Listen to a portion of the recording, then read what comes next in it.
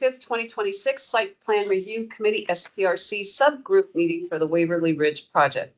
We will be holding a hybrid public meeting which enables remote electronic participation as legally authorized by the Code of Virginia for the Planning Commission's electronic meeting policy adopted on July 7th, 2022.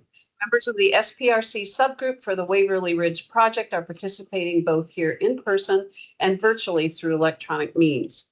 At this time, I'd like to orient everyone to our hybrid environment and cover a few specifics about how tonight's meeting will run. Members of the public may attend the meeting here in person or electronically by using the Microsoft Teams link provided on the SPRC webpage, the project webpage, the county's event calendar, and the email notification sent to SPRC email subscribers. Additionally, there is a dial-in phone option for those who wish to use it. For our subgroup members joining virtually, if anyone loses internet connectivity during today's meeting, please reconnect with us by phone. Please keep your phones and devices muted until you are called upon. Turn off sound to any other devices around you to minimize interference. For our virtual attendees using Microsoft Teams, please turn off your video feed. I will address when it is appropriate to turn it on in a moment. The Microsoft Teams meeting chat is active to serve two purposes: for SPRC subgroup members who need technical assistance and for members of the public to add their names to the list for public comment, which will be taken at the end of the meeting. The Teams chat should not be used for discussion. Those who were planning to provide public comment will still need to do so at the end of the meeting, as the chat will not serve as that opportunity. All public comments must be shared verbally for the record during the assigned public comment period. If subgroup members participating virtually wish to be recognized to speak on an item during the course of the meeting, please turn on your video feed and raise the virtual hand in Teams. I will monitor the video feeds that are on as an indicator of who would like to speak. If subgroup members are participating via phone today without the video option, please announce your name and group you are representing now, and I will verbally check to see if you wish to be recognized. As you do not have the video feed option to mute yourself, please press *6 to unmute. For our members of the public who would like to provide feedback and comment, you will be called on to speak at the end of the meeting and will be allotted 2 to 3 minutes to speak on tonight's agenda item. The speaking time allotted will depend on the number of speakers this evening. If you wish to speak, please enter your name in the meeting chat for virtual attendees or provide staff with your name if in person, and you will be added to the speakers list. Lastly, this is a public forum. Today's meeting will be recorded and posted website. All information associated with today's meeting, whether written or spoken, is subject to Freedom of Information Act requirements. So first things first, let's go around the room and introduce those who are at the table. My name is Nia Bagley and I'm chairing this SPRC. Nick Cummings, I'm a land use attorney with the law firm Walsh Colucci, here representing the applicant. Brian Normile from BCN Homes, the owner of the property and the applicant for the project. Bill Browning from Forest and Natural Resources. Dave Early, Parks and Recreation Commission. William Bowl from Yorktown Condominiums. My name is Tony Striner. I'm here with the Planning Commission. Tommy Peterson, Planning Commission. Jim Lantelli, Planning Commission, and I can note that as of a few days ago, my term with Langston Boulevard Alliance expired. So I am now here solely as Planning Commission. All right. Cicely Whitfield Johnson, Planning Commission. Richard Choi, Tazewell Place HOA. Sandy Chesterone, Waverly Hills. Kenneth Allen, Stone Original Condos. Bryce Johnson, the Department of Environmental Services. Kevin Lamb, County Planning Division. And would you like to introduce yourself, Adriana, and probably grab a seat down there next to Tony? Adriana Torres, Planning Commission. Great. Do we have commissioners online? So we have 4 here, starting with Miss O'Connor. You could Do you want to introduce introduce yourself. Hi, Claire O'Connor with Taylor Street Condominiums. And we have Mr. Friedman. Hi, this is David Friedman. I am a member of the Arlington County C2E2 Advisory Committee. Yeah, and then Mr. Goodman. I'm Eric Goodman. I'm with the Pedestrian Advisory Committee. Thank you. Welcome. And then we have Ms. Riggio. It looks like you're the PRC backup. If you want to introduce yourself. Yes, hi, I'm Melissa Riggio. I'm just PRC backup. I'll leave this to Dave at the table. All right. And then I also noticed we have Elizabeth. Are you here representing the Disability Advisory Commission? Yes, hi, I'm the backup for the Disability Advisory Commission. I just got short notice, but thank you. And I believe that's all. SPRC members joining virtually. Okay, around the room. Frank Furlong, member of Jessica Washington, and Franklin Walker Washington, that's in that. Karen Michael Walter Phillips. Frank Bowley, and the applicant. Chris Board, the architectural project. Ginger Brown, Lakes to Boulevard Alliance. I think that's it. Okay, before we get started, I just want to make a quick comment that we live in trying times. There's a lot of stuff going on. We've just come off a holiday. Hopefully everybody is a little less stressed. This is like the first Monday night of the real year. I was driving here going, yep, okay, back to work. Here we go. So, but I just, as a reminder, these meetings serve tremendous purpose. They allow the applicant to hear from the community. A lot of stakeholders sit at this table.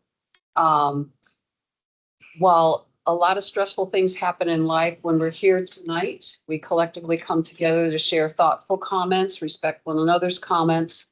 I will want everything to stay on a civil note tonight. If I find that we are steering off of that, I will do an adult timeout. Please don't make me do that, but I will. So I look forward to having a very thoughtful and engaging conversation. And with that said, why don't we go ahead and hear staff's presentation first.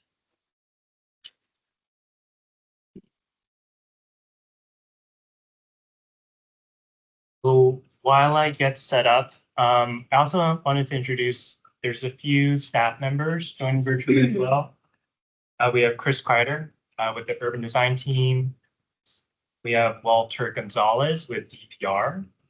And then we have Tina Chiappetti, I believe is with real estate. So they're also. Right. So tonight I'll be providing a brief presentation on behalf of staff for the Waverly Ridge project. So I'll begin tonight's meeting with an overview of the project before covering the following topics for discussion.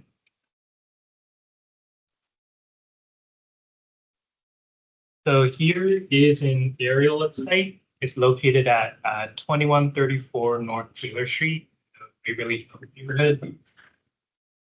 The site consists currently of unoccupied single-family homes, large forested area. The site itself is bounded by Cherry Hill Road to the south and Taylor Street, and is also surrounded by various multifamily residential buildings, some townhouses, and commercial businesses here.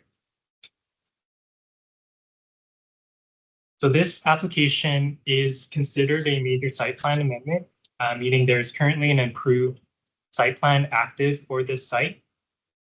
So back in 2020, the Argus Senior Living Site Plan was approved, which consists of a 6-story assisted living facility with 175 units and around 10,000 square feet of dedicated public space at the street corner. This site is still active, having been extended several times over the years, but remains unbuilt to this day. Over here, I did want to note that in 2023, a site plan amendment was filed by a new contract purchaser of the site to revise certain project elements, but to still facilitate construction of the elder care facility, which was to be known as Solera Reserve. However, unresolved contractual reasons prevented them from proceeding, and in 2024, the county board deferred this site plan amendment indefinitely. So in terms of land use and zoning, the existing general land use plan designation is low medium residential. The site is also subject to the Langston Boulevard Planning District and also features a triangle here, which denotes the general location for public space. The site itself is zoned RA 818 multifamily dwelling district, having been rezoned as part of the Artist Senior Living project. So located just off of Langston Boulevard, the site is subject to the Langston Boulevard area plan. Adopted in 2023, the area plan establishes a vision for Langston Boulevard and the corridor as a green main street of connected neighborhoods with improved access, safety, sustainability, and amenities. So the site is located in Area 3's residential district, which is largely characterized by multifamily residential development.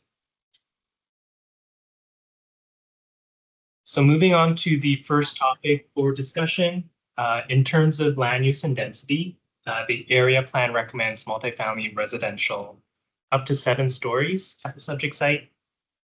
And I did want to note just south of the site across Cherry Hill Road are the transition areas where townhouses and smaller scale multifamily buildings, this time up to 4 stories and 5 stories, are recommended per the plan. So as proposed, the townhouse community consists of 47 units with an average unit size of around 2,300 square feet. This works out to a total density of 16.8 units per acre, which is below the base density permitted by the zoning ordinance. So with the site area of 2.78 acres, the applicant is requesting an increased lot coverage of around 61.8%. So as illustrated here. That might be me. If everybody No. online, never mind, we muted you. Good job, Bryce. So in terms of site design and layout, as illustrated here in the Area 3 concept plan, the area plan contemplates multifamily development at this site. So based on this building typology, which is characterized by vertical density achieved within a single building, the area plan supports development of the site while also advancing several key plan goals listed here, including expanding equitable housing choices, ensuring buildings are oriented towards and designed to enhance the public realm, the consolidation of curb cuts to reduce potential pedestrian conflicts in terms of transportation and adjacent streets, enhancing safety and mobility for pedestrians and cyclists, improving the overall public street grid and connectivity and walkability, increasing neighborhood access to public spaces, while it is private development, still providing common spaces for residents to gather. And then lastly here, expanding the tree canopy coverage, which is recommended to be 35% site coverage for this site in particular. Fine. All right. So kind of looking at the proposal and considering the applicant is proposing a different building typology than what's contemplated by the area plan, many of these goals are not fully being realized. So while the project does provide those 47 home ownership opportunities, it lacks any affordable housing contribution. In terms of building design, while most of the townhouses do face the public realm and enhance that space,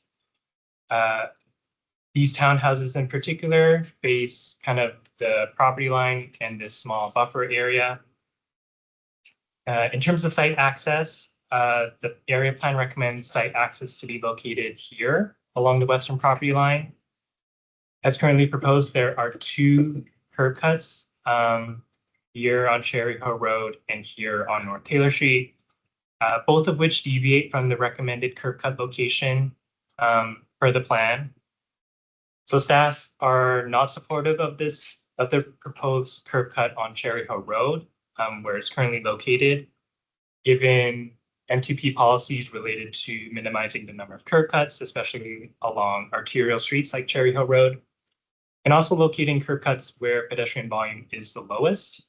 So instead, based on this proposed layout, we would recommend maintaining single site access from North Taylor Street and closing this off. In terms of transportation, the applicant is providing the recommended streetscapes along Cherry Hill Road and North Taylor Street, as well as light infrastructure. As currently proposed, since the internal streets are private, it does not contribute to the public street network or improving connectivity and walkability throughout the neighborhood. The proposed size of the public space, which is around 9,800 square feet, is short of what is recommended for the area plan. In terms of private open space, the site also lacks a common gathering space for its residents. And then in terms of tree canopy coverage, currently they sit at 26%. So overall, the project doesn't advance many of these goals for the area plan based on the proposed number of units, as well as just the way the sticks of townhouses are laid out, as well as how the streets are laid out, and also the amount of green space.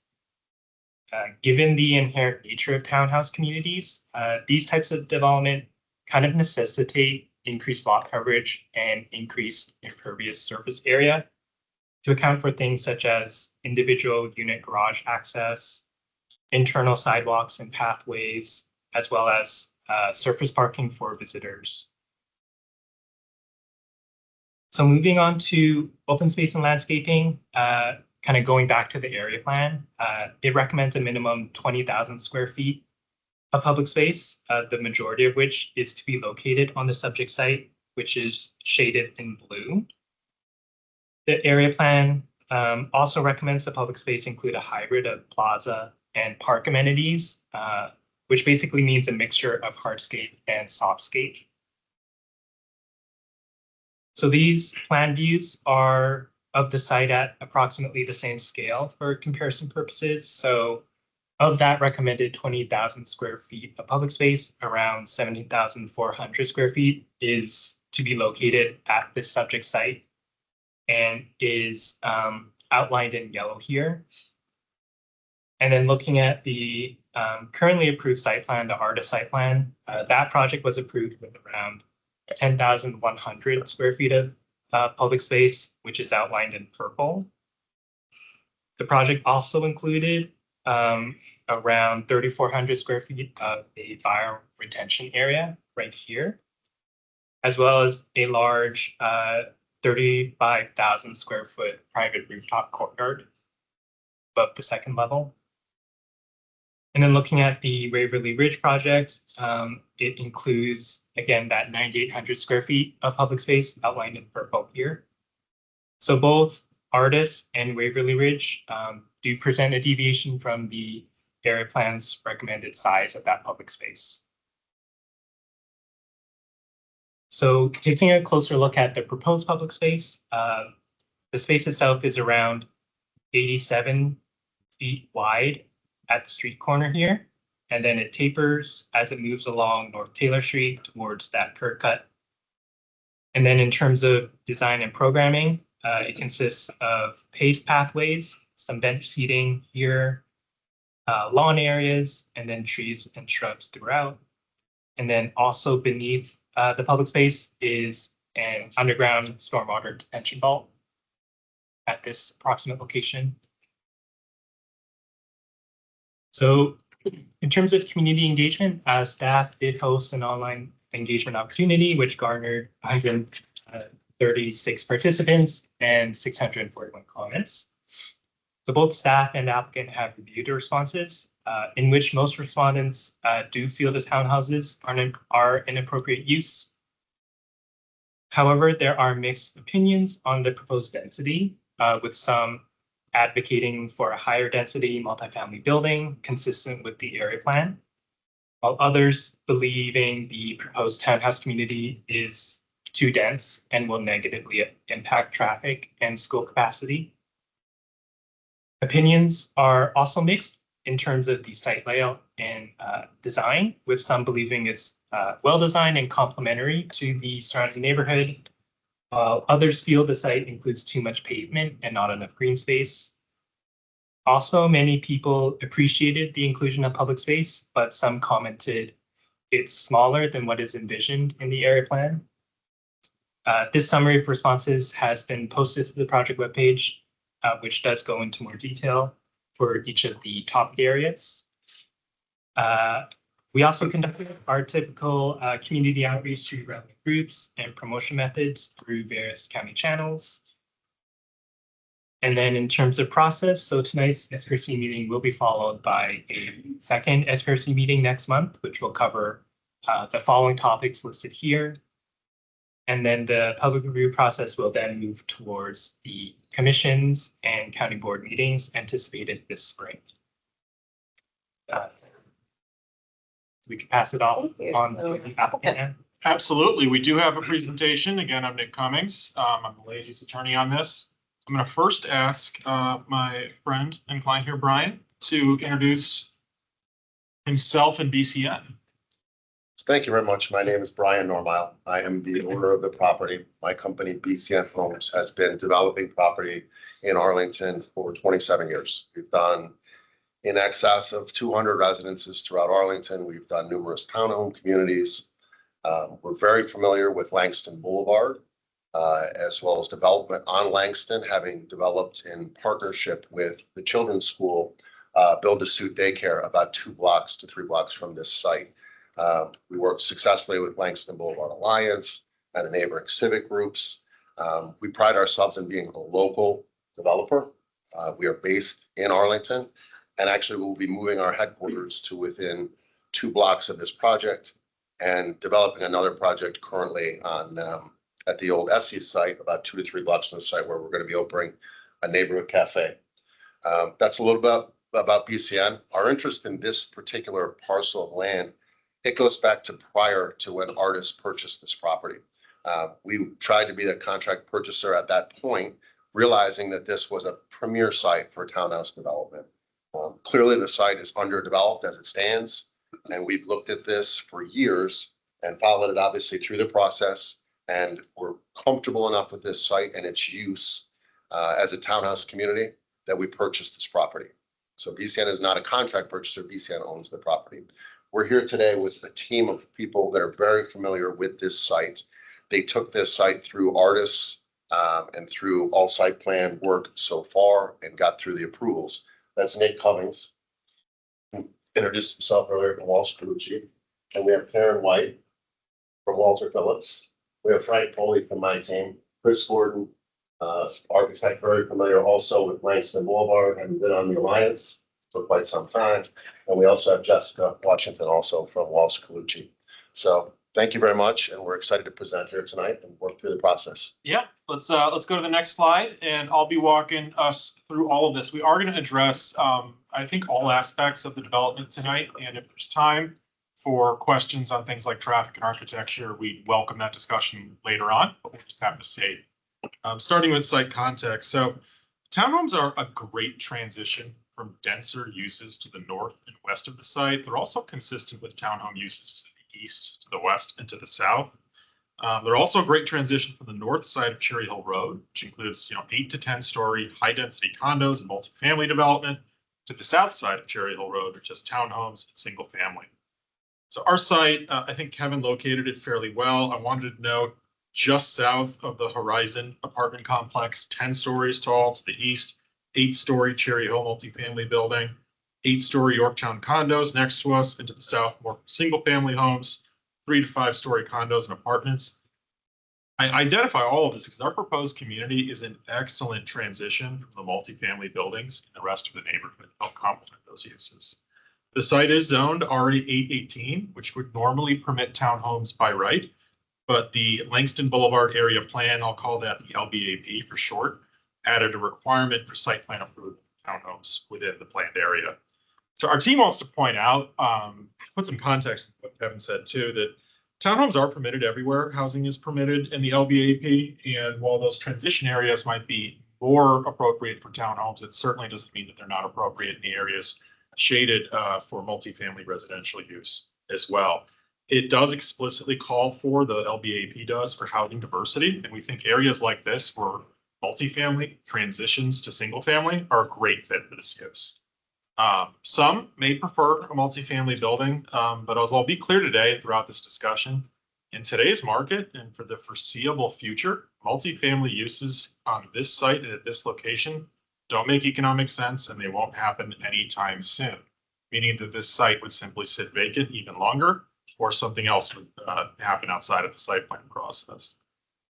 Construction costs for multifamily have outpaced rents. Multifamily is often not financeable from a debt or equity standpoint, depending, of course, on the location, which guides how high rents can go and if they can justify those high construction costs. This really just isn't a suitable location for multifamily, but it is a premium location for townhomes.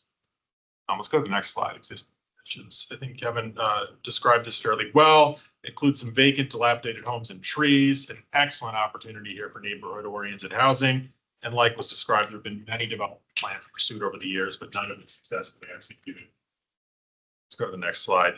As noted, there is an existing and valid site plan approval for assisted living on the property. It did include a 6-story building, about 166,000 square feet of gross floor area, a density of 1.3. How are you done? 175 assisted living units and 112 below-grade parking spaces. Now, while this assisted living project was intended to be developed, became economically simply unviable. The COVID pandemic posed an enormous challenge for the entire elder care industry as occupancy restrictions, restricted cash flow, and new projects were pulled back. At the same time, market changes have shelled all new development of any kind as construction costs have increased, interest rates have increased, and tariffs and other measures have caused economic mayhem. Once the prior owner determined that assisted living was not going to move forward, and that was in part after that 2023 effort that I was a part of as well. It was never able to move forward. They marketed the site to all potential users, including senior uses, elder care, multifamily providers, and townhome builders. Townhomes proved to be the only economically viable use of the site, given current and likely future economic conditions. The applicant, BCN, like Brian said, a for-sale builder, purchased the property after competing with many different groups, including competing regional and national townhouse developers. So kind of great here that a local player got this. Next slide, please. So our submitted site plan includes 47 townhomes with heights up to 4 stories, about 110,000 square feet of GFA at a density of 0.9 FAR, about 16 units per acre, like Kevin mentioned, 105 parking spaces, of which 94 are in townhouse unit garages and 11 are visitor parking spaces. Those 11 visitor spaces would be the street style parking spaces on our site. We're not counting street parking. Developing the site with townhomes, like I said, is both a viable and appropriate option, as this product is sorely missing in Arlington. It provides a much needed, highly in demand home ownership product that is missing in the market.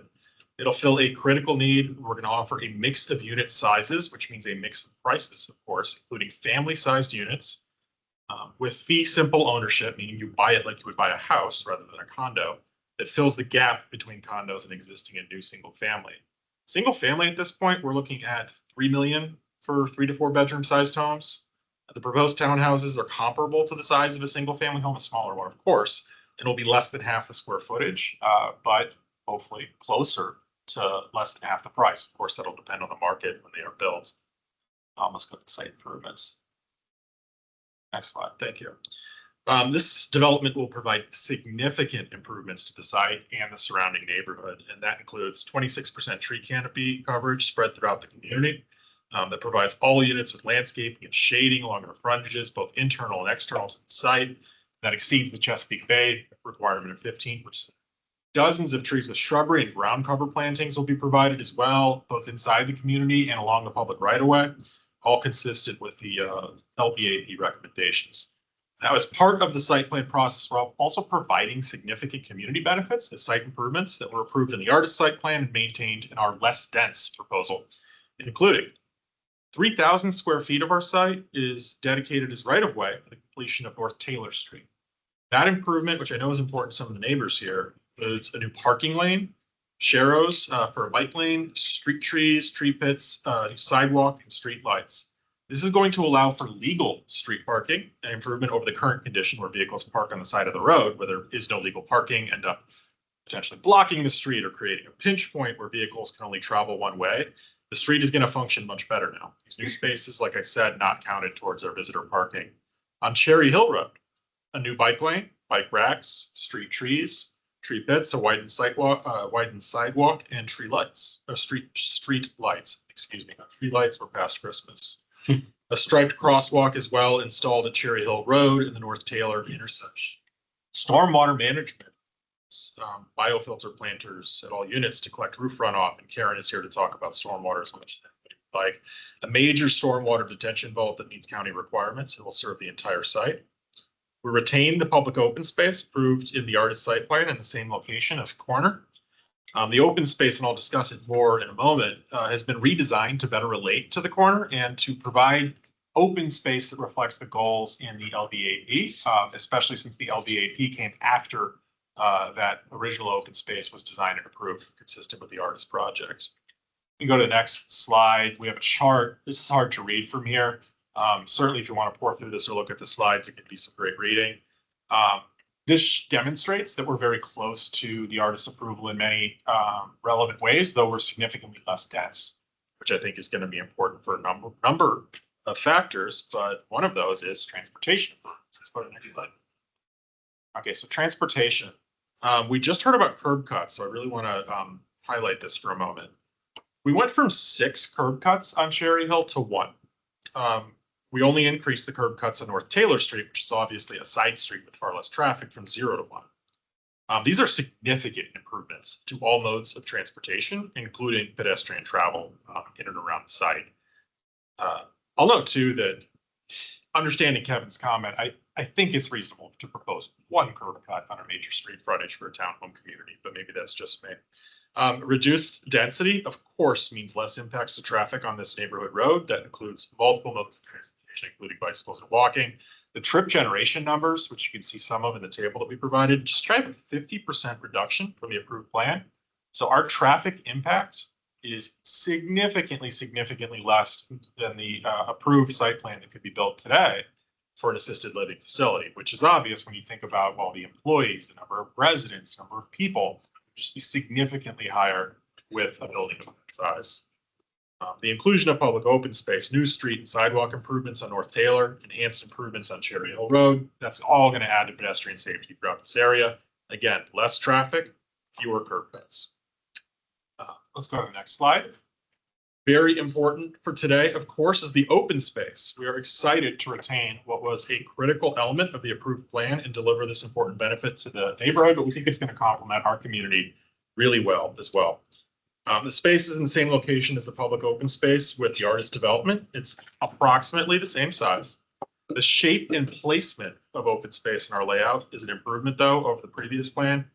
Our open space now extends north the full length of North Taylor Street on that frontage, which provides better for potential extension of it into the Horizon apartment complex if that property were to be redeveloped in the future. It also helps in that this configuration is consistent with the LBAP goals of creating, and this is a recommendation really for just across the street, but of creating a greenway concept with a safe and inviting landscape pathway as part of that connection from Cherry Hill to Langston through to Taylor. Because part of what this park is going to accomplish is creating that inviting, biophilic, safe pedestrian connection for everybody coming from Langston down on through towards our site and to Point South. This will include deciduous canopy trees, understory trees, evergreens, shrubbery, lawn areas, benches, and an internal paved path and sidewalk connecting North Taylor to Cherry Hill. The corner will provide a large green area that is an interior walkway and seating areas for users to pass through, sit, observe, and enjoy, while the extended area of the open space that runs downhill with the street is going to provide green space plantings that improve the pedestrian experience as one walks in through or by the space. I also feel that that corner space is really providing that community gathering space, but in an appropriate size and context given what's happening around us, right? This is not a particularly dense neighborhood, but we're providing that gathering space, I think, in an appropriate size and context. There have been several staff comments. You just heard some of it in the presentation about the size of the open space. We want to reemphasize we've maintained the approximate size from the existing approval, and that itself predates the recommendations in the LBAP, notwithstanding the reduction in density in our plan. Maintaining the same size of open space for a much less dense proposal is a huge lift for a project of this type and size, but the applicant understands the importance of this open space in the LBAP and to the community, and has retained that element in the project as a community benefit. Again, consistent with the site plan. Also, that size that's noted in the LBAP, that 20,000 square foot size, that was a park and plaza size. It really looks like it was applied across all of the corridors as an approximate size for that type of open space, because there's a number of different open spaces with that designation, and the approximate size is roughly the same at 20,000 square feet. It doesn't appear to be a prescribed size based on a measurement of the space or study of what would have been feasible for the site, especially considering there was an existing approval already at the time that the plan was adopted and approved that included a smaller open space. We're also not requesting a rezoning or an amendment to the GLUP to pursue additional density that would be allowed under the plan. Typically, contributions like a larger park are tied to those requests and more intense uses. And we feel that it's important for these factors to be taken into consideration. Really, a lot of the site-specific recommendations that staff has been examining, and I think I clearly identified this, envision a multifamily building being placed on the site. And when you pivot to a different permitted use that is less dense, but still desirable, you're going to end up with a layout that looks a little bit different than a multifamily building. And of course, it's important that we all understand. I know that many of you who have been to many of these meetings know this. Plans like the LBAP are a guide. They're not absolute requirements like an ordinance or a form-based code. They're used to encourage achievement of certain goals by incentives and other measures that are available through the rezoning or the GLUP amendment process. Building and maintaining a public open space also adjacent to a large multifamily building or an elder care facility is very different than foisting that responsibility on an HOA. And the larger the park is, the larger those HOA fees get to continue to maintain the park over the lifetime of the entire development. You can go to the next slide. We can show, I think we've got a brief over. We've got an overlay there to show their open space, the previous open space versus ours. Let's go to the next slide. We talk a bit about plan compliance. So more broadly, we really feel that our proposal accomplishes many of the LBAP goals for the site, provides substantial benefits to the community, especially compared to a by right development. I mean, the plan correctly identifies townhomes as a great way to increase and diversify housing supply in transition areas with ownership opportunities for families. The open space will serve the neighborhood and provide that green connection to Langston Boulevard along our site frontage, streetscape, tree planting, curb and gutter, and extensive stormwater improvements. This community will provide also an excellent transition from denser uses surrounding it to single family uses nearby. Let's go to the next slide.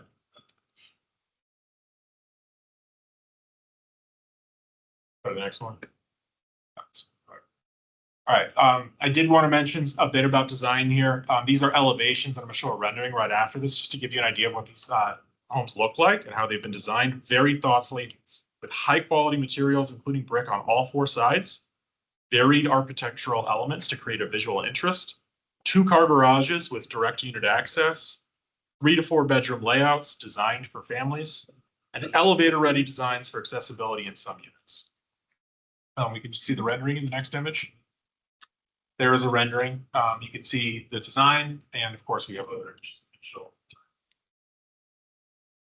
All right, so in closing, I'll share when the county board adopted the plan in November of 2023, board chair at the time, Christian Dorsey, said it would provide an incentive to private property owners to redevelop at a scale that is compatible with the built environment and in accordance with existing county policies, and also providing substantial enough value so there are community benefits that meet our countywide priorities. We really feel that we're knocking that out of the park, and we welcome the discussion tonight. Thank you, everybody. Thank you. All right, before we get into our agenda, and do we have anybody else that joined online that would be on the? No, thank you. All right, before we get into the agenda, I want to ask for clarifying. I do not want questions that are, why is it this way? Is any clarifying questions for either the applicant or staff? tonight. Can staff remind the group, why are site plans required for a townhouse development if it's allowed by right? Was it a way to discourage townhouses to hopefully facilitate multifamily development? Is that the thought? It's only in certain areas, and as part of the LP area plan, that was one recommendation that came out of it. And subsequently, there was a zoning ordinance amendment requiring site plans in the planning district for townhouses. As to the intention, I'm not entirely sure, but I think it was to ensure that whatever townhouse development does occur, it does, we do have this chance to review it against the area plan goals. Elizabeth online. Yes, hi. You said that in the plan, there was a push for consolidating curb cuts. And I don't do this kind of work all the time, so I was wondering if somebody could explain how that improves safety or improves anything. I am a wheelchair user and a walker user. That's why it alarms me. I'm happy to answer. It was your estimate, so I can.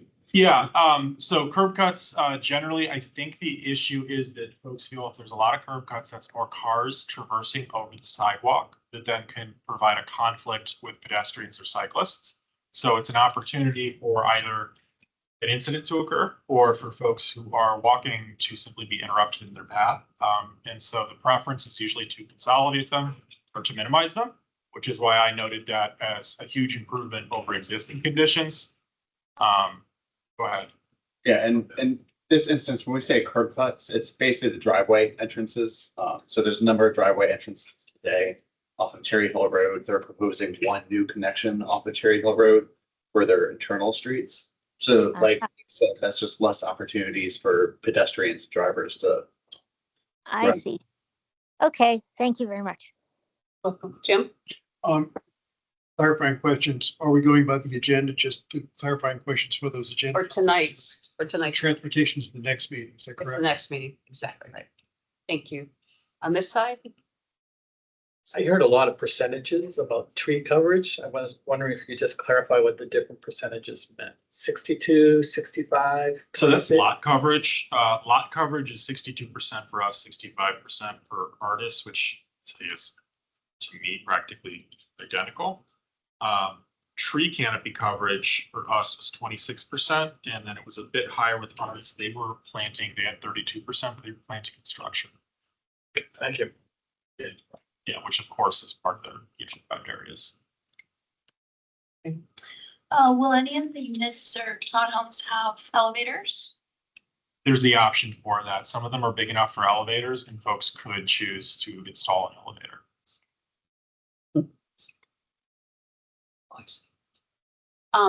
Eric, online? Yes, could you clarify the proposed sidewalk widths throughout the site? I want to say that they're 6 feet clear. Internally, they're 5 External street, yeah, 6 feet clear on the entirety of the street frontages that we are improving, consistent with the LPAB. Thank you. Welcome. Any other clarifying questions before we start with the agenda? Awesome. All right, so our first topic tonight is land use and density. Questions, comments?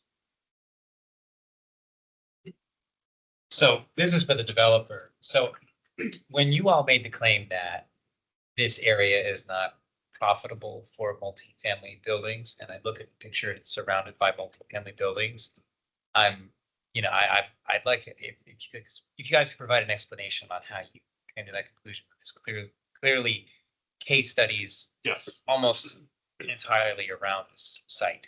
Yeah, and I'm going to start, and I think Brian is really good at answering this because they are the ones who are investing, and they understand I do.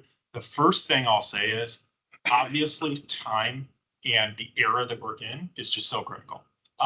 The structures that you see around this site are far older, and were built during an era where everything was different. Labor's less expensive, perhaps. Materials less expensive, perhaps. Interest rates different.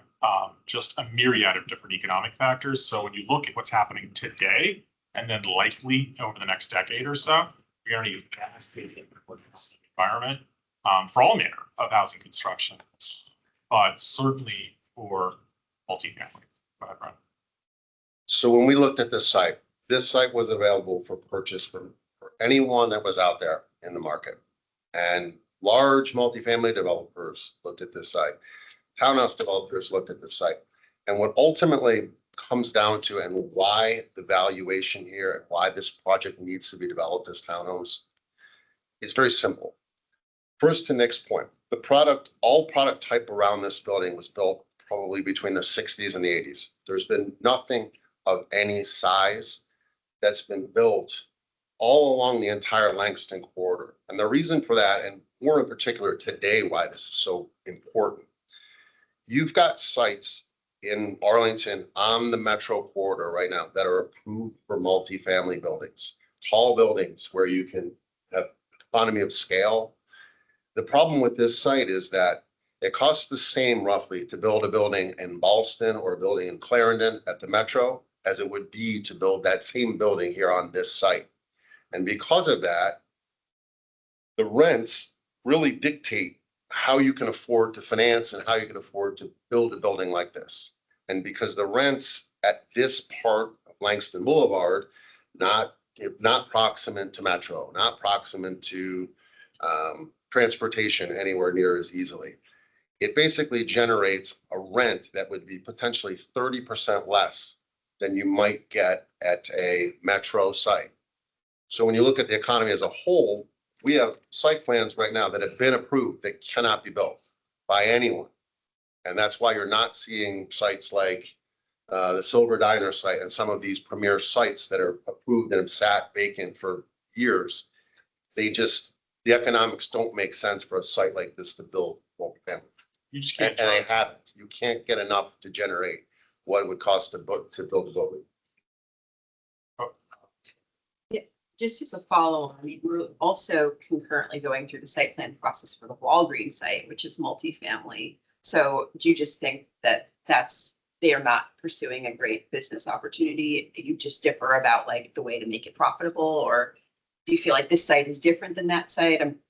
It's a very good question. That site provides a lot more density than this site. And that's very important here. This is a site that there was no additional density given to this site through the LBAP plan. This is a site that prior to the adoption of that plan was low to medium density residential, up to 75 feet.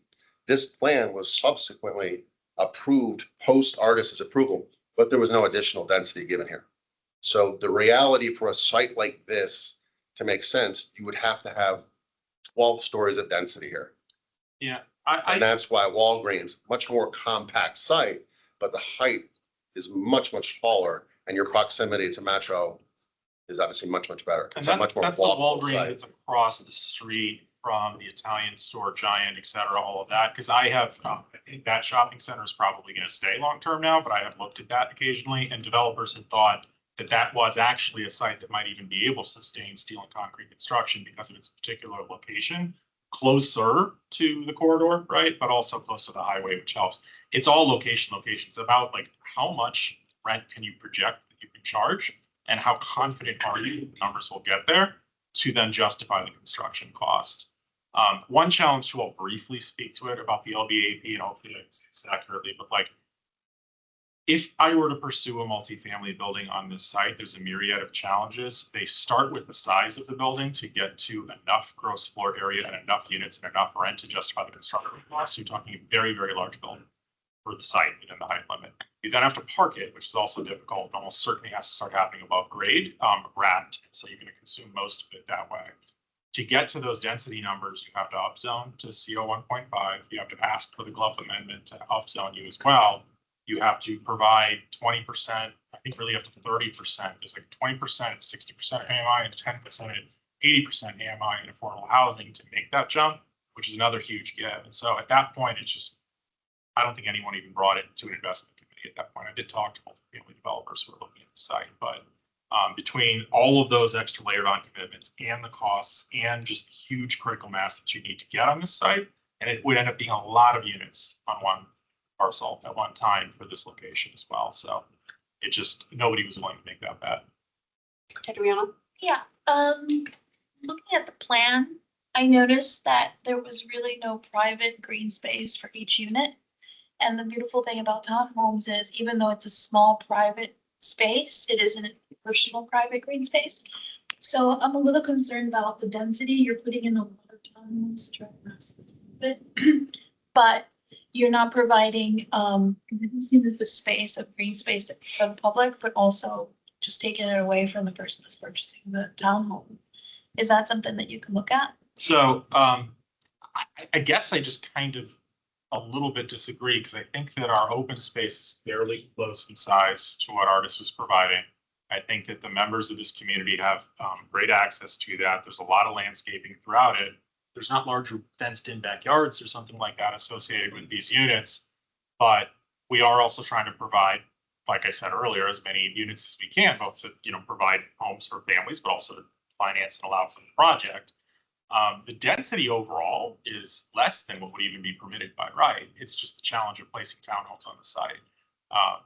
Inevitably, most townhome projects end up under that density mark because they're so difficult to place, but I don't think it's a particularly dense project, I guess is what I'm saying. It's a bit of a trade-off too, because in Arlington County, we don't want to have front-loaded garages because the doors, the curb cuts, the extra parking spaces, it disturbs the streetscape. So we preserve the streetscape. Streetscape is very is pretty lush in this community, but it puts the cars in the back, so that it doesn't interfere with the street. Yeah, as I mentioned, we have rooftop spaces as well that helps, and it just gives that some outdoor space while being efficient and economizing the site area that we have. I have seen situations in Falls Church though, where they do have the garage in the back and they manage to have a private space between the garage and the townhome. Even if it's small, it's still something. Tony? Yeah, I was just gonna say on a follow on to it, I'm just skeptical because, is this question of profitability, did it somehow evade Arlington County staff back in 2020? And did it evade the developer back in 2020? And is it evading staff now? From the way that the presentation was given, this is not hitting a lot of the goals that we set out and the policy that we all approved a couple of years ago. And, and I'm sure staff thought of that when they were developing the Langston Boulevard area plan a couple of years ago too. I just find it hard to believe that this issue of profitability somehow everybody was like, that went over everybody's head collectively. My view is that it was never considered. I don't think it's ever considered in county planning documents, and it's not generally considered even in county's evaluation of a proposal. So if staff is telling us they don't support something and we say it's economically impossible, that is not an acceptable response. They work within the adopted planning guidance that they have and the direction that they have from the county board. And if economics don't really factor into that, that's how it's been explained to me. Yeah. And I've been involved with the plan back then, right, and creating it, wearing different hats. It really wasn't focused. That we're aware, those of us who were involved with it on the outside, but still deeply involved with helping working with staff on it. There was not really that focus to that granularity. Yeah. So yeah, it was maybe something that people thought it's a nice thing, but it didn't reflect the reality of what was actually on that site. It was approved. It changes over time. So what was buildable in 2019 isn't necessarily. We do have an order situation here. Sandy, did you have one? Yeah, I just wanted to comment that during the Langston Boulevard planning process, Artis was in everybody's head. and we were really hopeful for senior living. And the artist plan was being approved, was under consideration, et cetera. So that was really the focus. I did, however, ask artists at one point when they couldn't get financing, if we had had a 12-story building here, would they have been able to get financing? And they said no. So I don't think it has so much to do with the height of the senior living and the reason they didn't get it. I have a observation comment, sort of, so to speak, on land use and density. Having managed successful residential real estate office in Arlington, years of experience in residential real estate, I do appreciate having saleable condo or saleable townhouses, because we don't see that product enough out there, and it also offers the public another option of housing that they rarely get, because most of what we see is rentals. Unfortunately, just as a reminder, it's going to be the very slimmest of people who will be able to afford these, just as a reminder. And having sat through many of the Langston Boulevard plan meetings, it seems to me a little disappointing that we don't have more density on this site so that we can have more people in housing, which is a county goal. So I'm struggling with a lot of the things that this plan is not meeting, per the things that a lot of us sat through lots of hours of meetings to accomplish. So that's just a comment. I don't need any comments or responses back. It's just an observation that I have that appreciate that. So anything else on land use and design or density? Sorry. All right, we're going to move on now to site design and layout. Comments? Question. I guess it's a layout question. Kevin, you mentioned that the staff or part of the LBAP was a entry closer to Thomas Street on the other side. Correct, on the western property line. So right between Yorktown and this site. So a single curb cut for the entire property? Correct. So that is what is, I'm gonna pull it up.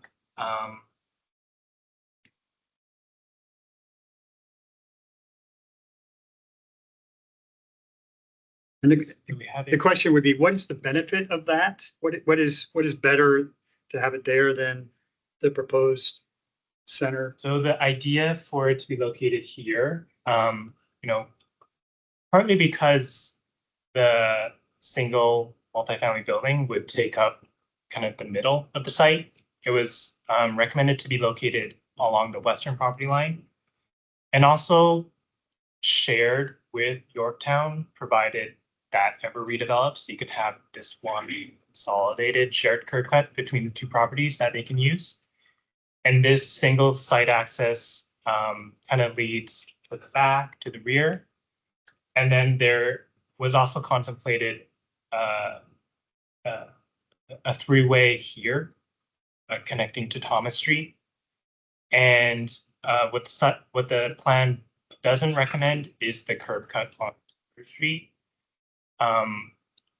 We're thinking because of ensuring the public space is contiguous. So the public space located at this site would be contiguous to the part to the north. Okay, thank you. And your second, if I may, the second comment you made referred to the townhomes that face the buffer, or face the fence and the buffer. And can you explain the rationale for highlighting that as a differentiation from the plan? Okay, so the plan recommends that all buildings kind of enhance the public realm, so they kind of contribute to the streetscape, face streets or parks or those types of things. And I think it's just kind of good planning principles, thinking about the resident of that townhouse unit. What do they see right outside their window? So one thing we did want to highlight was this stick essentially faces the property line and a buffer area. So that is something we've kind of noticed for this kind of site design and layout. Yeah, if we're permitted to also just offer some thoughts. I mean, we really feel like our layout here, which is the result of a lot of time working through this, these are not easy to design and lay out. We have to think about fire access, placement of utilities, et cetera, et cetera. It all gets complicated. But like Kevin acknowledged, those units are facing some beautiful landscaping. This group is very confident in their ability to provide the residents of this community with some great homes that they're going to love living in.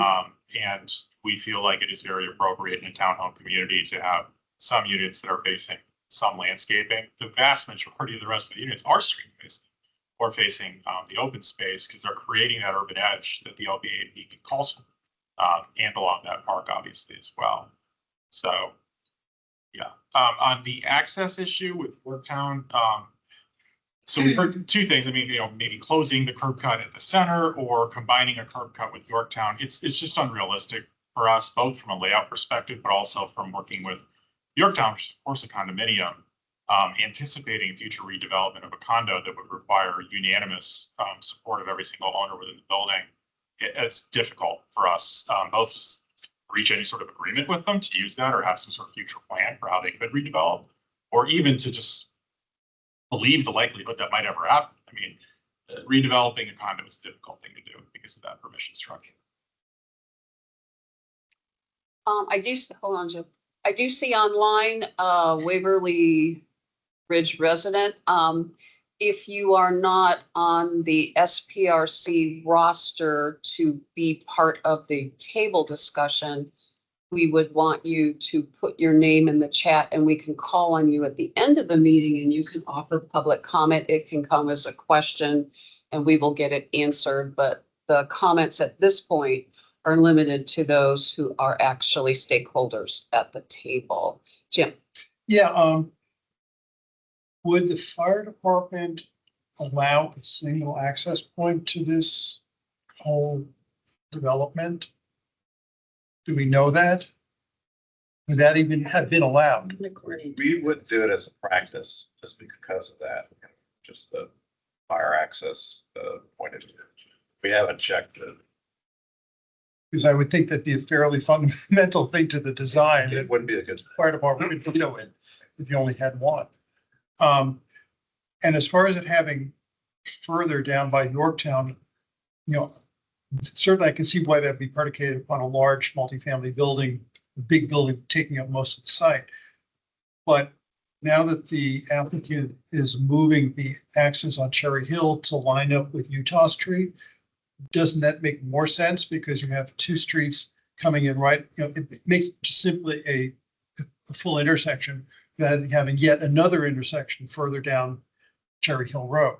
So, I'm not understanding why it would be preferable to have it by the Yorktown condo when you could line it up with Utah Street. And that seems like a natural place for an access. Was previously misaligned as well, and the teams worked with VDOT, et cetera, to align it. Right, because the alignment makes sense. It didn't make sense when it didn't align. Now it makes sense to have it that way. Moved a unit to do that, so folks understand VDOT controls that road, and so we're working with VDOT, which is never a fun experience. We much prefer to work with this young man.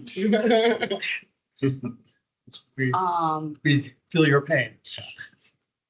Okay, so site design and layout, any other, yes. So in regards to the curb cut off of North Taylor Street, would that, if you took that away, would that also take away the street parking that you all are looking for on that street? No. Yeah, I don't think it would. I think closing either curb cut is a matter of both, the ability to properly serve the residents and provide a community that they're going to understand and want to live in because it has two ways in and out, which is logical. But other than that, I mean, it would just be shutting it off and then dealing with the circulation. Right. Right. At all. Okay, and the other question I had in regards to just like design is in regards to the open space, I think right there at North Taylor and that little slim, where it's slim, is that somebody's front porch? Like the last one, is that somebody's front porch where that looks like it will be their open space? We can, It's not. There is a separation between the public open space and those units themselves. Okay, I just wanted to make sure that people have Maybe space. but there's a bio filter, there's a fire. Just a little space, just a little bit of something. I also, It's either Kevin or Jess or somebody was heroically trying to zoom in on a plan. yes, I saw that. Yeah, okay. Yes. And my last question, well, kind of comment is around, the need for, I guess you could say, personal private space, personal green space. I understand that you all will have the rooftops on the units, which is lovely, but you can't have a cookout on the rooftop. And so just kind of thinking through what it takes to be a community, because there is no other kind of cookout, picnic space. And just thinking of the safety of that as well in regards to, the fire department coming in. There is other landscape space on site, and I'm sure we can double check to see if there's a space for a grill stand or some sort of picnic table or some other amenity. Obviously, it's always a balance. When we look at these sites, especially these days with all of these wonderful tree canopy goals, we're planting trees in almost every spot. Oh, yeah, right no, now. most definitely. But you want a we can space look. to gather because we want a community, right? That's what, just the thought process. Yeah. Thank you. Any other things on site design and layout?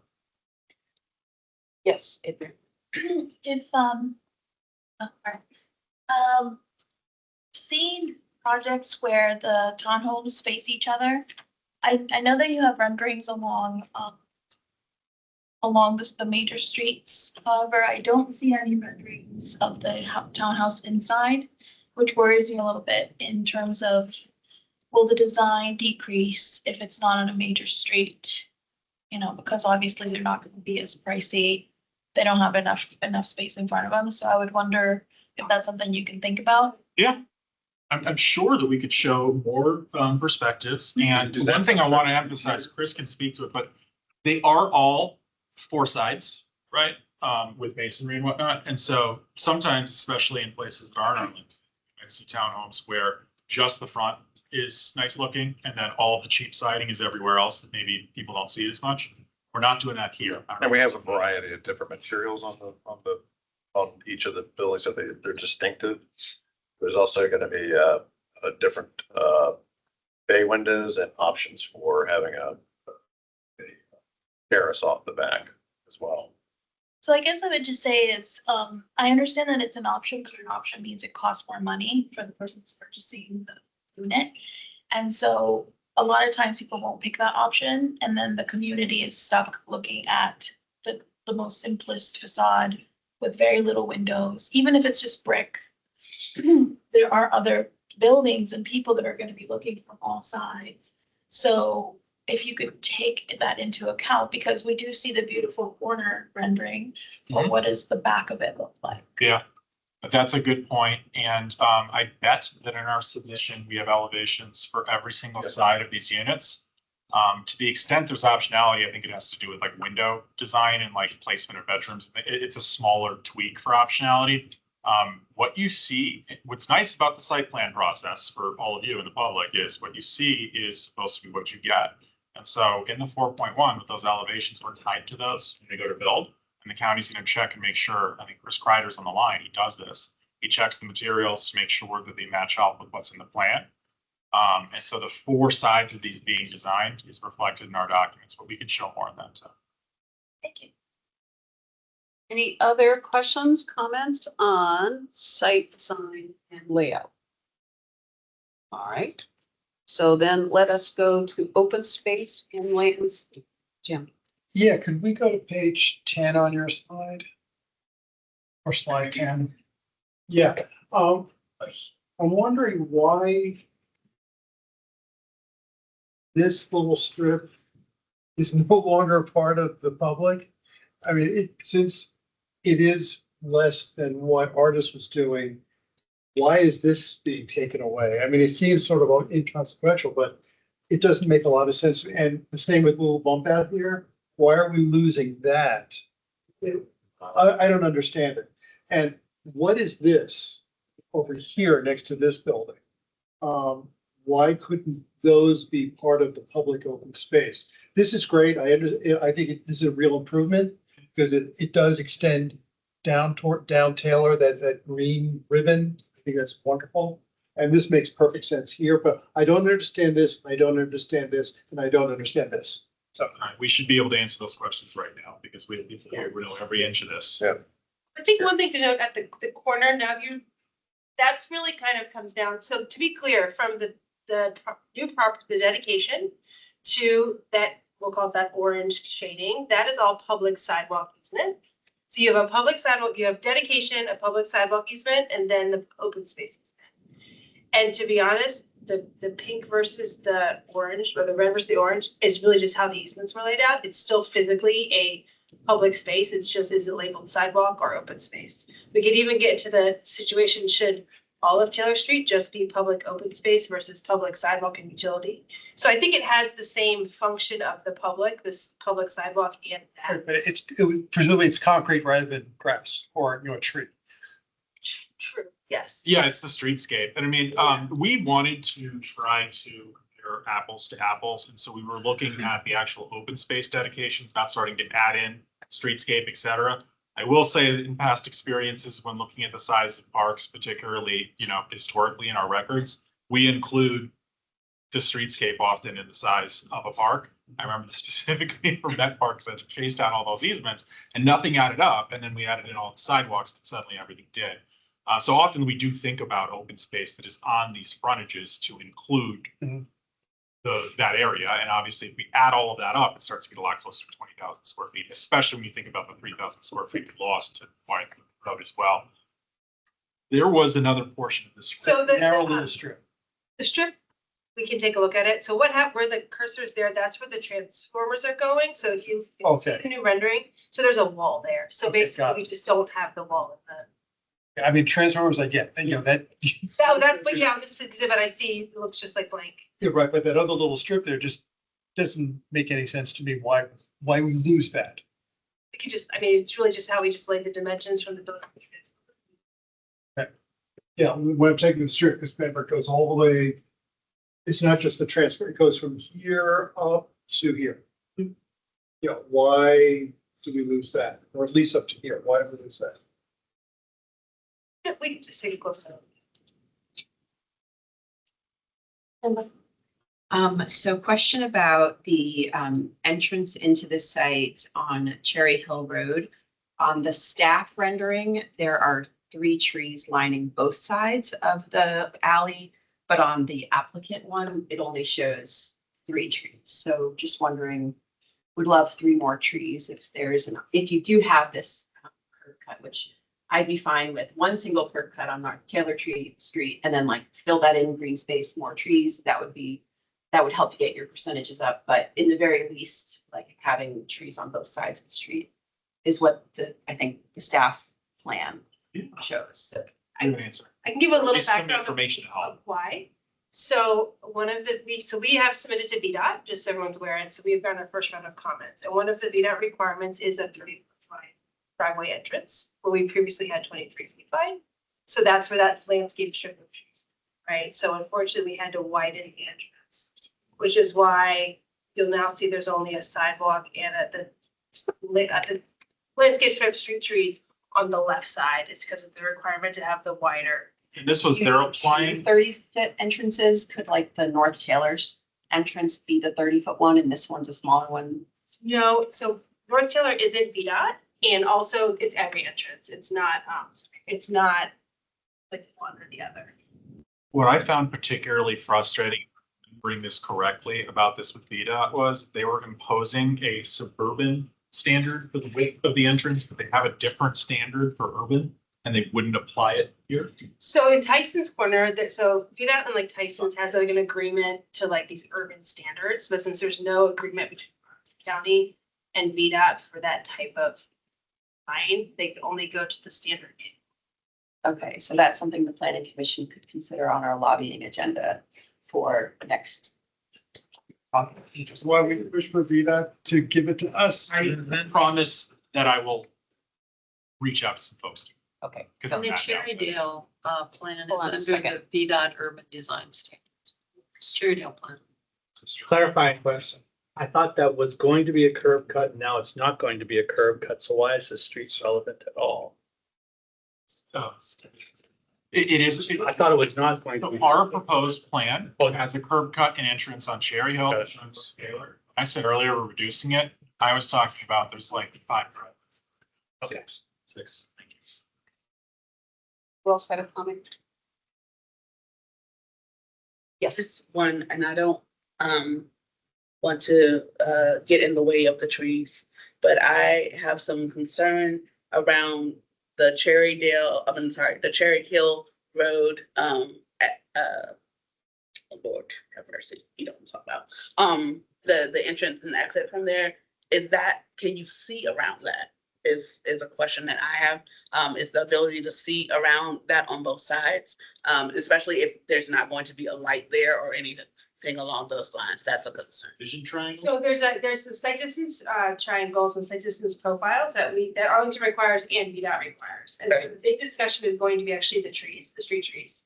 Because Arlington allows you to make sure, as long as you agree to make sure your trees are lit up a certain height that you can see visually, and actually VDOT. So that's actually going to be a VDOT Arlington discussion we're going to have. Okay. Like, we all want these street trees, but we'll just limit them up. Right. Everything else above that, like you have to show that like there's no like bike racks in the way or trash cans. Okay.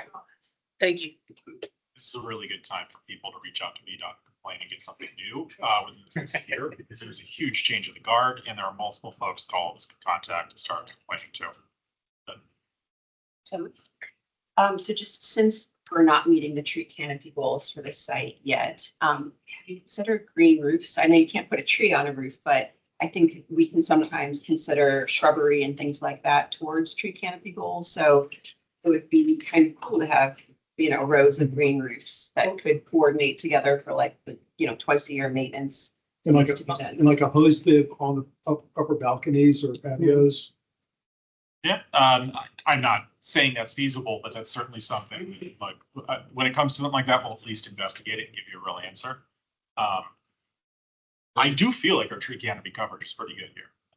Well, let me interject too for a second. The Langston Boulevard plan, what it talks about is 7 stories and above is 30%, right? We're 35. We're excuse me. nice allowed. Yeah. Doesn't apply. Yeah, so it's 35 at 7 stories and above. This is below that, and it requires 20%. There's ambiguity when you read the Langston Boulevard plan. So the question is it 20 or is it 35? Staff is saying it's 35, but that's not consistent with what the zoning is currently on the site. I'll also say just generally, attention here is clearly that this plan envisioned a multifamily building on this site and wrote a series of recommendations for a multifamily building. That I actually don't know how you would achieve that with the multifamily building that you built. I think your tree canopy would be lower than ours, but I'm guessing. But there are a number of recommendations here, and I really think almost everything that Kevin identified on his list is really a matter of, well, this is a townhome community, and I think we're addressing all of those goals. But we're just not a multifamily building that's laid out exactly like what the plan showed. So that's part of the tension here too. And I would say that logically, a higher tree canopy expectation would probably come with a much denser, taller building. Well, even if you weren't doing it in order to get more tree canopy, I mean, I think just green roofs would be really cool looking. It would add to the architecture. It would reinforce our biophilic cities initiative. It would help with heat island impact and, costs for heating or cooling a building in the, so benefits. I agree. And we'll continue to look at maximizing tree canopy across the site. We'll look at, we'll have an answer for you on planting on top of the building, because we still think that biophilia and tree canopy, those are good things. We're quibbling over what the plan says or doesn't, but fundamentally, of course, we love the trees. On that note, I'm a tree hugger, so I have a couple of things to say. One, I also chaired the artist site when this came up many years ago.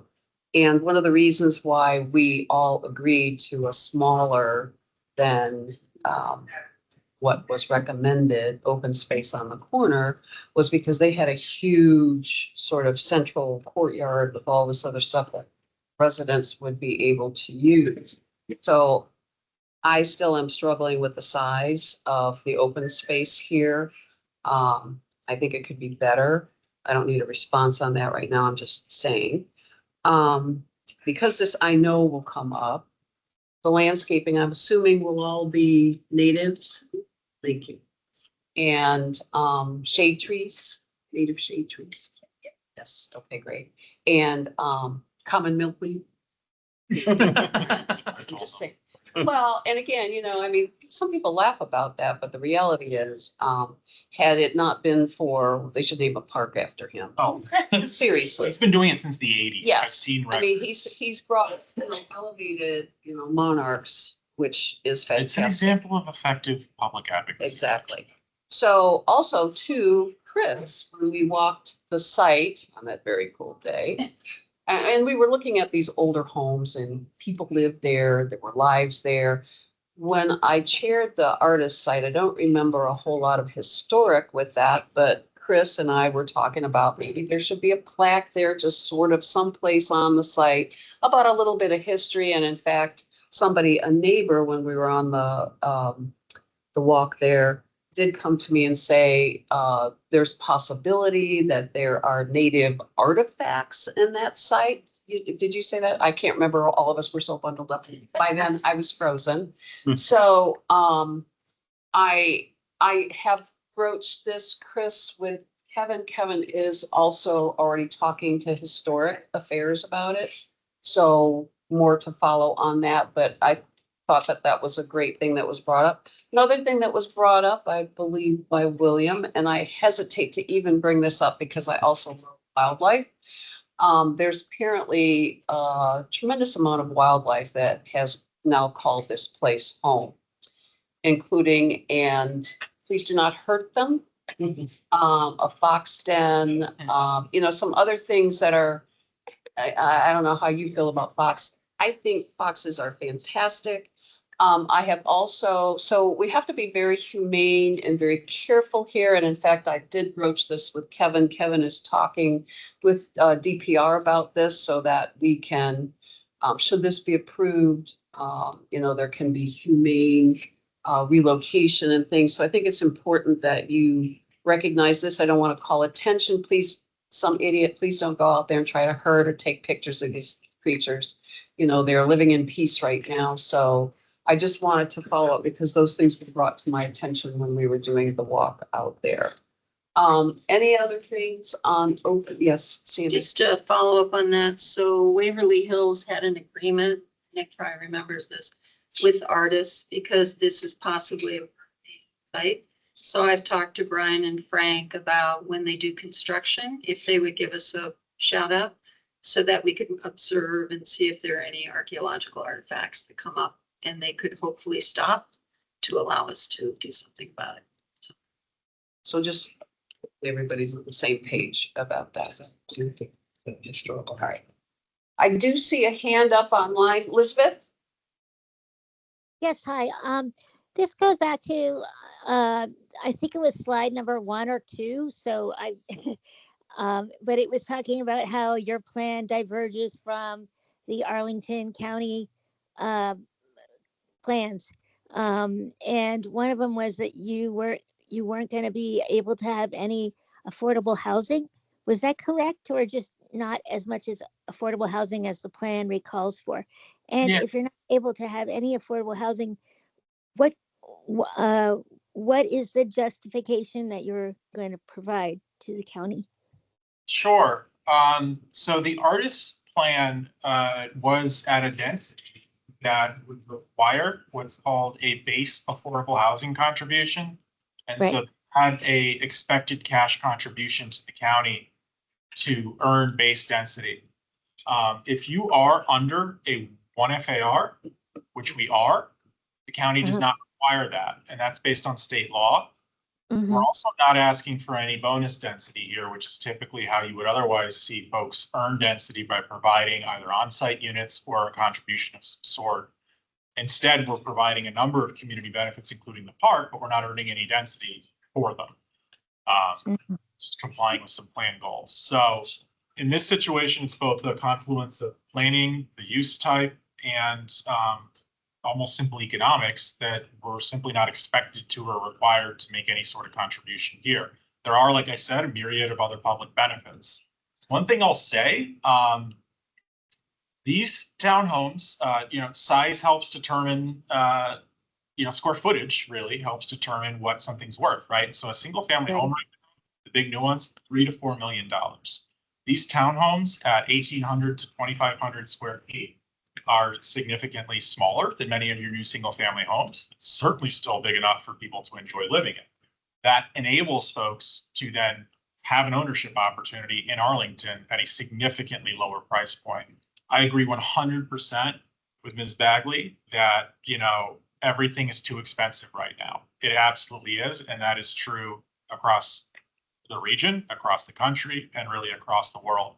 Any new product that comes out is going to be at the top of the market for that location because it's brand new. So the value of these reflects the value of all housing in Arlington, which is very, very expensive. I'll say the only way to really get out of that is to, over the course of decades, build enough housing so that we have enough for people to live in, and be able to pay a reasonable proportion of their income towards housing, which is not happening today really anywhere. The long answer, but that's the best answer I can give right now. So Adriana first. A clarifying question, because it's the second time you brought up that there are $3-4 million dollar homes, which is not necessarily true. Those are Very rare. Yeah, usually they're $1 million, $1.5 million, $2 million. So I'm wondering, it's not part of this, but I'm wondering what the range would be for these townhomes if you already have an idea. Because if we're talking about them being $1 million plus, there are homes in Arlington that have more green space, that have more square footage, that are $1 million plus. So I want to know. Yeah, I doubt that we're comparing apples to apples there, because I don't think it's new construction versus new construction. Brian can speak to the market, I think, really well here. My experience as a single family home builder in Arlington is 27 years. The median price right now of a home in North Arlington is $2.7 million. The land cost that developers are paying for lots to build new construction homes across Arlington, but we're talking about North Arlington here. The land prices begin at $1 million for the lot to take down a house. The cost to build a new house that market wants right now, the minimum hard cost is roughly another $1 million. And the developer also has carrying costs and sales costs and interest costs. The developer typically today to build any new single family home in North Arlington is well over $2 million of costs, much closer to $2.5 million. So the pricing right now that I see in the market is $2.5 to $4 million. There are on occasion homes that are closer to $2 million, but right now the preponderance of new construction in Arlington is there. I've been doing this for 27 years. For a very short period of time in 2008 to 2010, land prices were stable. What's happened to land prices since I started 27 years ago, it's up 600%. Land costs have not gone down. Construction costs have not gone down. I don't think we have a price right now. These aren't going to be constructed for probably 2.5 years. It's going to depend on where the market is at that point. Comps, I would look at, because we're a little further from the metro, right? So you're not going to look at necessarily something right next to Ballston or, the EYA products right in Crystal City.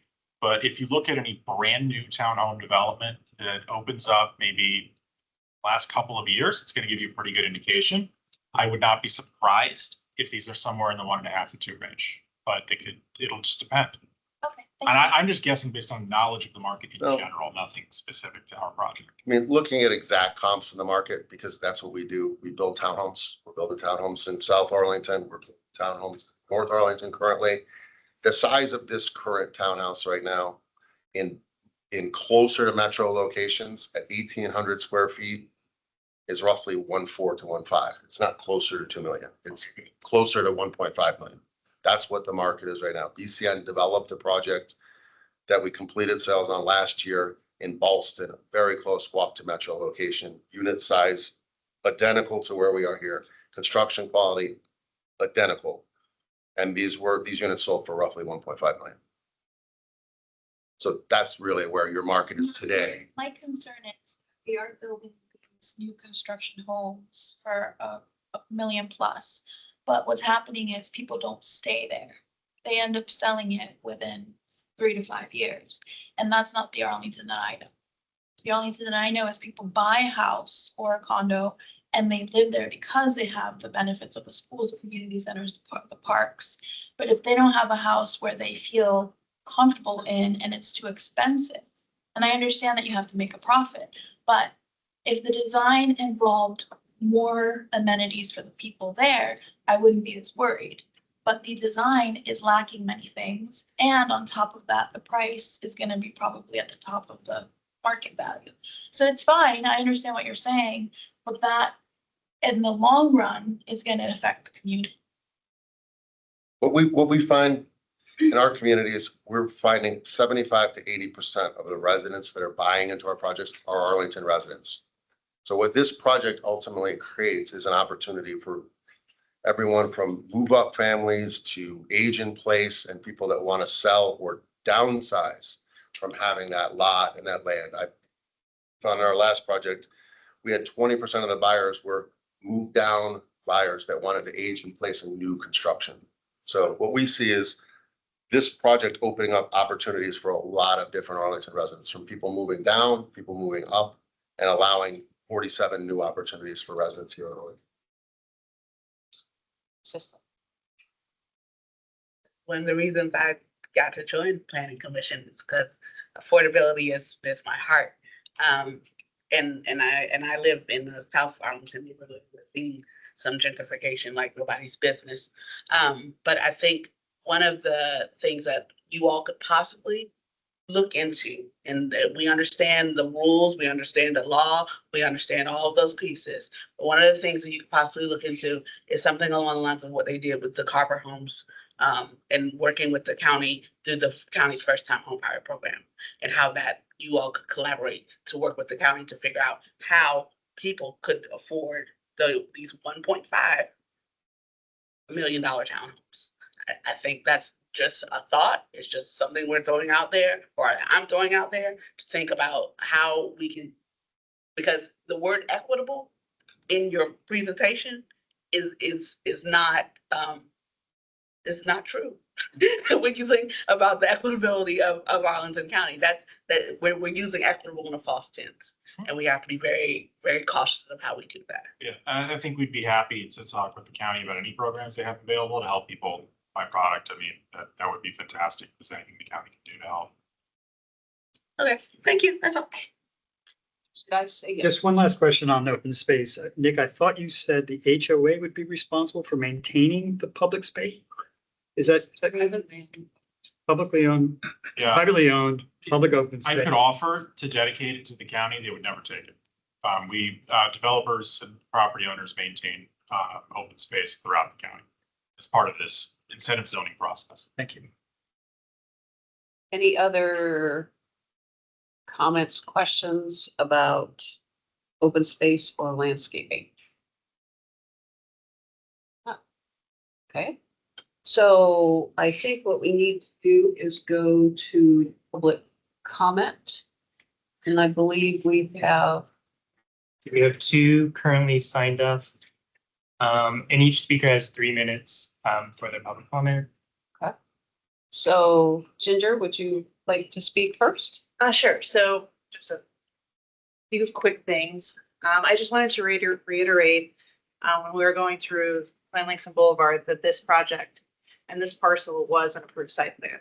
So it really wasn't under any real public discussion at the time. And so I think that's a really important point. And the history of this site goes back prior to the 2020. It took 3 years to get a zoning thing issued. So the community has been seeing this project fail for many years. It's had 2 different owners. It's been about abandoned houses. So I think it is something that probably many people in the community, and there's a lot here that I haven't heard much from tonight. But it'd be interesting to hear like more what some of the neighbors who live next door think. But it is an eyesore for the neighborhood. It's been there for a long time. And I think if this one fails too, that it will be an eyesore for, we've already had folks breaking into the building, doing things they're probably not supposed to be. So I think getting this project to move forward is important. I also want to say I was the president of the Civic Association in this neighborhood a long time ago. And we did our neighborhood conservation survey. And in the neighborhood, we asked different questions about the future. 70% of residents in this neighborhood wanted to age in place. Only 50% wanted to improve the park. So there are a lot of people in this community that will want to downsize, but want to stay in the neighborhood. And I know 1.5 million sounds like a lot, but their houses now are worth that much and more. So the lateral move is something you have to consider. I think that it's aging in place, and these townhouses will be used and purchased in the community. So that's what I have to say. Okay. Aaron. Hi, can everyone hear me? Yes. Yes. Hi, I'm a mom in the neighborhood. We actually live right across from the development, and I live in a townhome. And I wanted to say first, I think on the open space, I appreciate that there is going to be open space in the plan. I agree that the prior site probably had a lot more open space. I think there's probably small tweaks that we can make, hopefully that the developers can make to add more space around the periphery of the development, both on the Taylor side, but closer to Thomas as well, that I think could probably add a little bit more tree coverage here or there that might really, really improve, but not dramatically change the plan. I wasn't aware of the curb cut recommendation before. I would actually agree with the developer's plan on the changing of the curb cut, and not having it closer towards Thomas. Putting it towards Thomas actually puts it closer to the bus stop.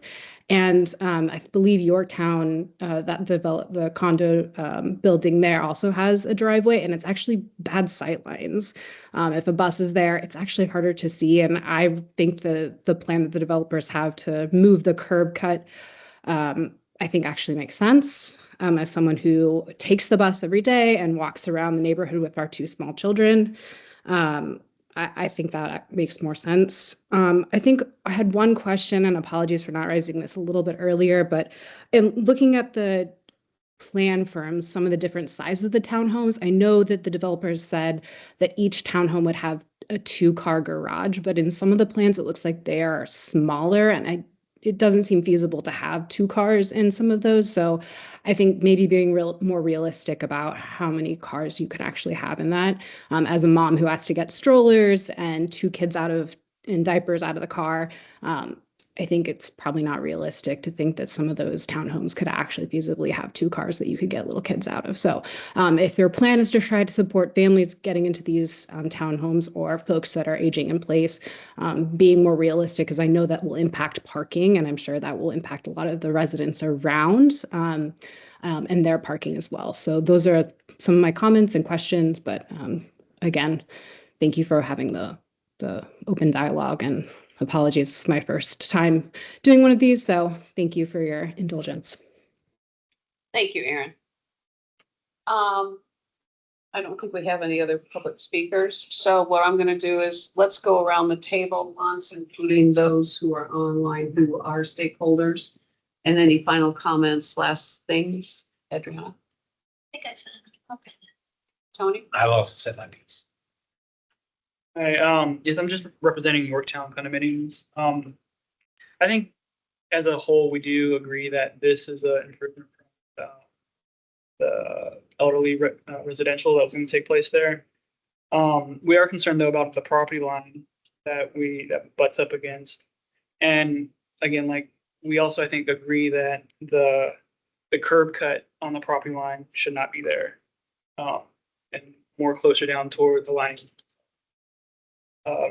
But we would like to work with you all to try to improve that property line, as we have street lights right there. We have a fence that's deteriorating right there. And from what I can tell, there's not going to be any type of division or any type of fence line that you guys are opposing. So we'd like to, I think I have you guys' card to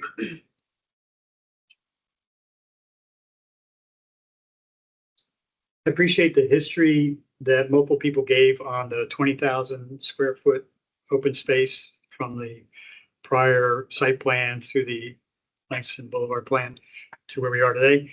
I'd like to learn a little bit more about how that 20,000 got on the plan and what the thought was there. Was it attached to a different concept in terms of building form there, or not?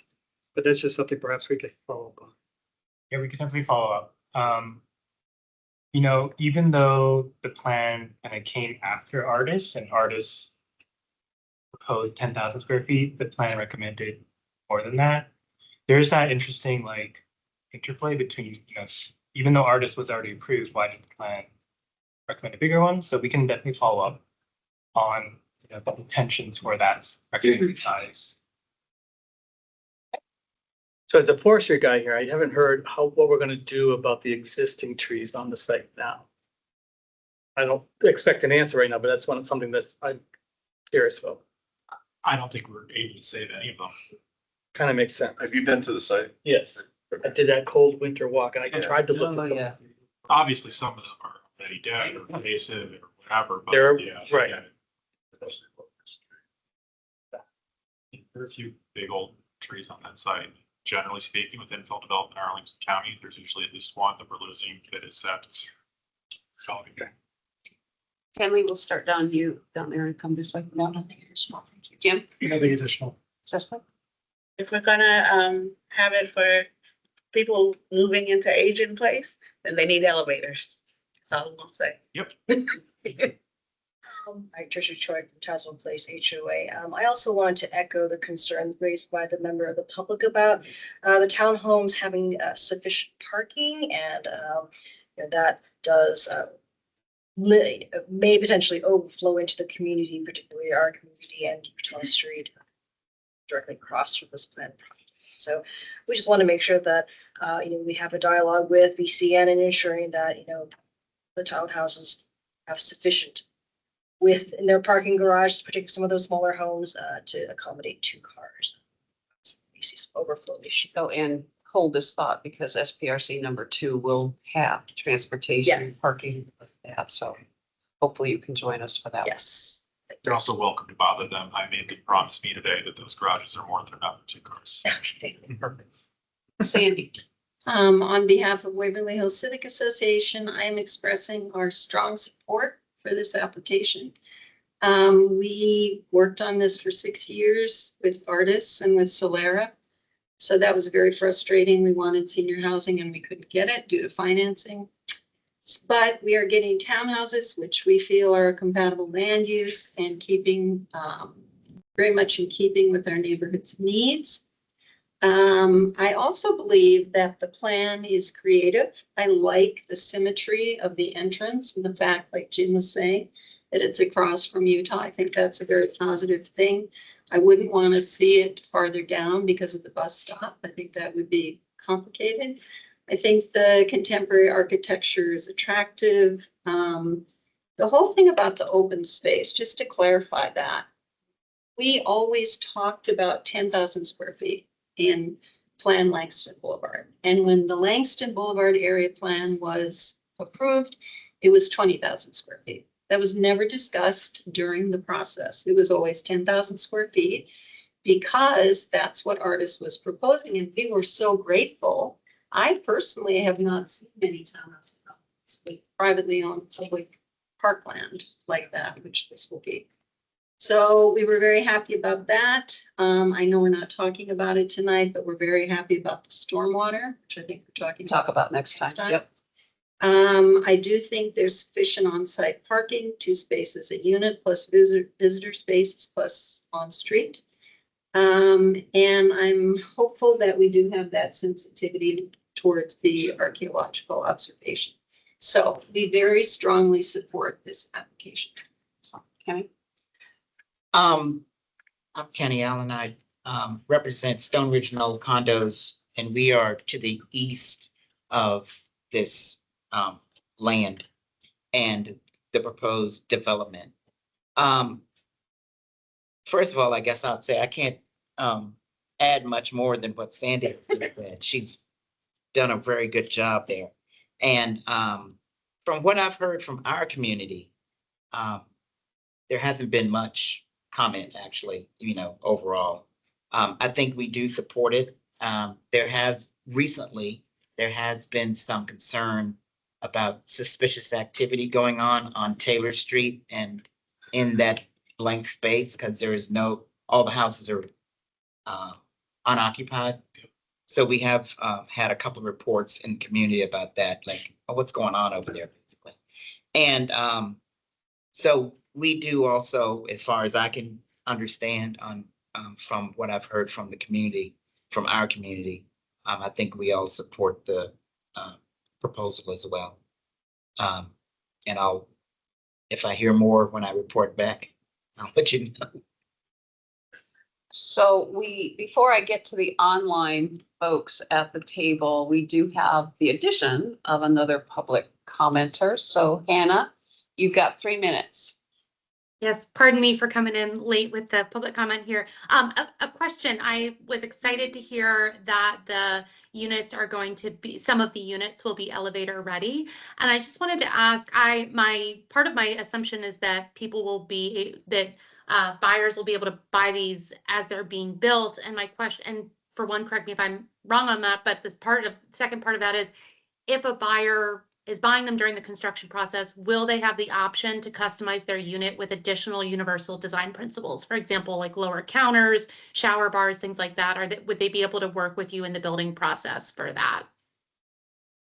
You can answer. Yeah, happy to answer. Yes, we will definitely be selling these units prior to the building construction process. And we have the ability as a custom home builder to customize these units to a purchaser's needs. Thank you very much. You're welcome. So online, let's start with Claire. Do you have any final comments? Yeah, hi. I am in Taylor Street condos, which is just directly on the Taylor Street side across from the site design. I will reiterate the sentiment from the online speaker that this has been a vacant property and an eyesore in the community since I've been a property owner there in 2016. So very much in favor of development. However, I have concerns about the amount of parking and the street parking. The width of Taylor Street is extremely difficult as is. A UPS vehicle cannot get through with the current parking situation. And as a condo of 9 units, we have at least 4 spots allocated to visitors. I don't think the amount of visitor spots allocated to the unit right now is adequate to support the community. Thank you, Claire. Next would be, let's see. Mr. Friedman. Oh, yeah. C2E2. Yeah, David, do you have any comments? Hi, thank you. Not at this time. I'm holding mine off for the next meeting. Great, thank you. Elizabeth? Yes, I just wanted to make the comment that maybe as you begin designing units, which you say is going to be a while yet, it builds kind of on Hannah's comment. The Arlington County Aging Commission has a very good aging in place list that they would love builders to look at, because these are ways that you can put in things that might be appropriate for folks aging in place in the development stage so that they wouldn't cost more money necessarily. So I encourage you to look at that. Thank you. Eric? I don't have any further comments. Thank you. Okay. Melissa? No further comments. Thank you. Thank you. Okay. So with that, thank you all very much for your thoughtful input this evening and for keeping this meeting very civil and very thank. We will reconvene on February 19th, likely in this room. Watch for announcements and things like that. We will be talking about project updates, Building height, form, architecture, transportation, parking, green building, sustainability, construction phasing, and community benefits. So see you then. I first started working on this site 2 months into. I didn't even know what FAR was. 2 months before I first. It's a long. Floor area ratio.